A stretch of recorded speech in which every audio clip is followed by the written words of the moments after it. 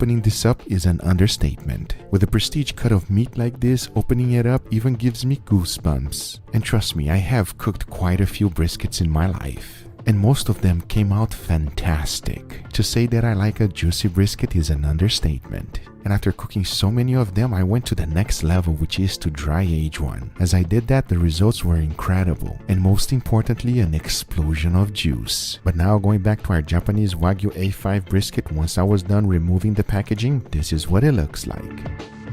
As you can see, we need a good amount of trimming, and as I started doing so, I was extremely careful not to cut the meat. And to my luck, my very first slice, I got a little bit of it. But as I moved out, then the fat started showing. But if you are thinking that I'm going to be throwing this away, you are out of your mind. Take a look at this marbling. If you are unfamiliar with a brisket, this is not normal. And because this piece of meat is so well marbled, I would say that it's fair to say to remove all of the external fat. So I went ahead and started trimming until I got to meat. And there was a lot of trimming. I've gotten many Wagyus previously, but nothing like this. Not only does the fat start melting with a touch of your hand, there is a huge amount. It took me almost 1 hour to do the trimming of this brisket. That's because I wanted to take my time and do it properly. When I flipped it to the other side, I was rewarded with this. It is a part of the ribeye. As you can clearly see, it's where the rib bones were at. So I'm gonna take this as a bonus. And as I previously mentioned, the fat never stops. So I took my time and went nice and slow to make sure everything was done properly. Once I was done trimming the external fat, this is what it looks like. That right there is a perfectly trimmed Japanese Wagyu A5 brisket. If you are wondering how much fat I was left with when I was done, check it out. 3 full trays. That is a lot. I would say 40% of that brisket was completely trimmed out. However, if you think I'm gonna throw this away, you are out of your mind. Now going back to our brisket, I can clearly see that some pieces are very small. At the same time, it does not have an aerodynamic shape. And if you know American barbecue, you want that to happen. As the smoke flows through the meat, you want it to be nice and smooth. If not, some parts would just get burned. So I went ahead and started trimming to give it a nice shape and saving the pieces that was cut out. And the marbling on them is just insane. This will be great for shabu shabu, and if you want to see that video, make sure you put it in the comments down below. As I continue to trim this brisket to give it a nice shape, once I was done, check it out.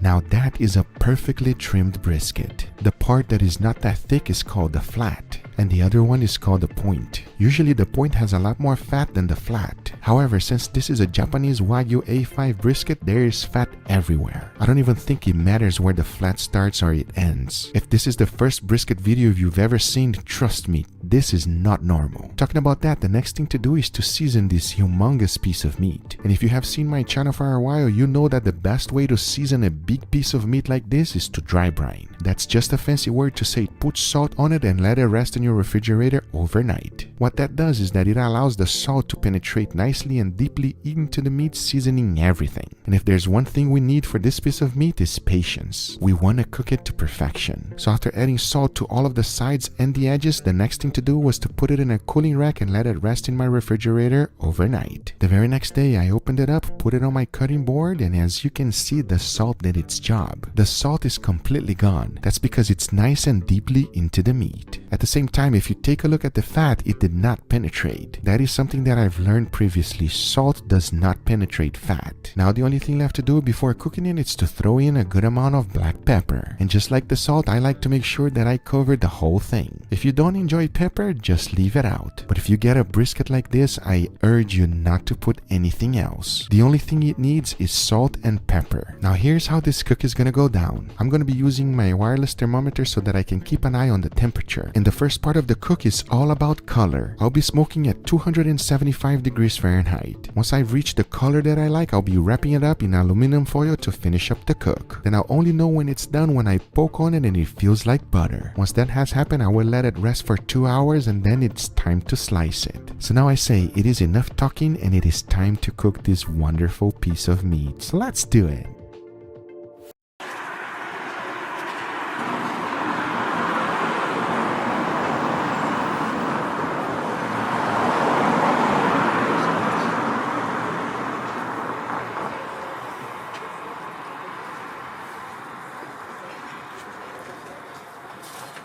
Cùng làng xí theo đấy.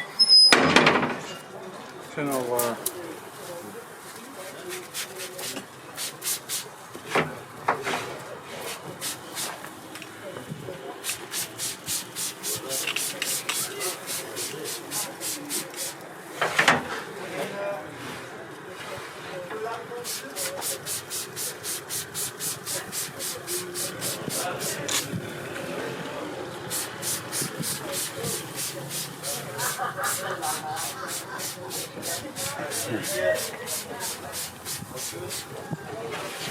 Dat is gewoon niet gezegd, hè? Ja, dat doe ik.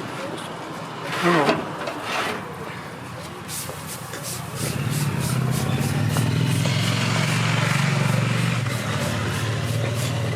Pardon. Nee, niks van.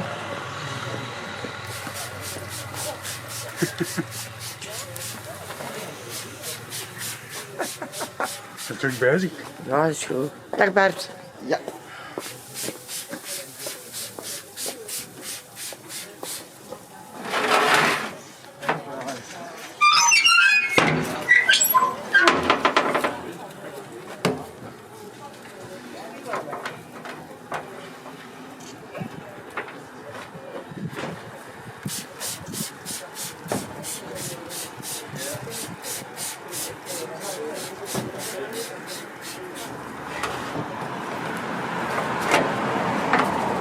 Ja, brand u even.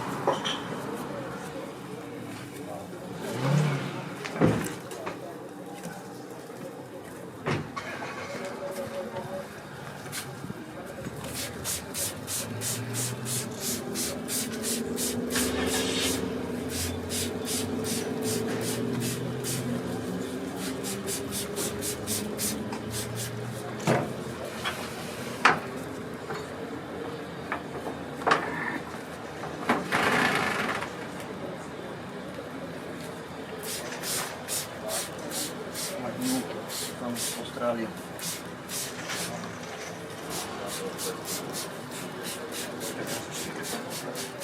Negen kilo. Dat gaat allemaal op, hè? 150 kilo ongeveer.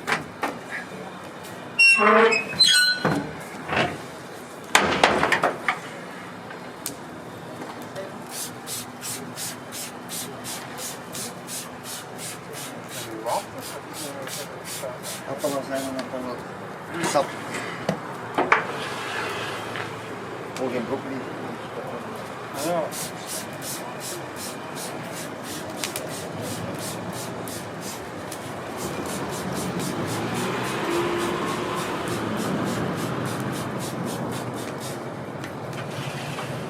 Anders hebben ze een paar doorspelen ook naar thuis. Ik kan elke zin dat aan het werken zijn.